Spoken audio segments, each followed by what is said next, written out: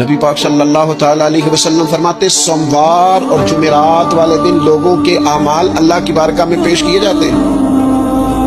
دو مسلمانوں کے دو بھائیوں کے اعمال رب کی بارگاہ میں پیش کیے جاتے ہیں. اعمال ہیں, نیک اعمال ہے, نیکی ہے, نماز ہے, روزہ ہے, حج ہے, زکات ہے, صدقات ہے.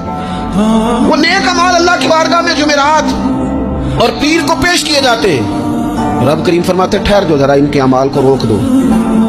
یا اللہ کیوں؟ فرمایا اس لیے کہ ان کے آپس میں نا دلوں میں نفرت ہے, گھٹن ہے, عداوت ہے. ان کو ذرا مہلت دو, یہ پہلے صلح کر لیں پھر ان کے اعمال بھی قبول کر لیں. عداوتیں پالی ہوئی ہیں, اپنے دلوں کے اندر گھٹن پیدا کی ہوئی. اختلاف کہاں نہیں ہوتا, لیکن نفرتیں پیدا کر لینا. کیا جرم کیا بھائی نے, کون سا کفر کر بیٹھے ہیں رشتہ دار, کون سی ایسی بات نکل گئی ہے جو زندگی کے ناطے توڑ کے بیٹھتے ہیں ہم. رب کہتا نہیں قبول ہو گیا ابھی اس کے اعمال, روک دو جب تک یہ آپس میں صلح نہ کر لے.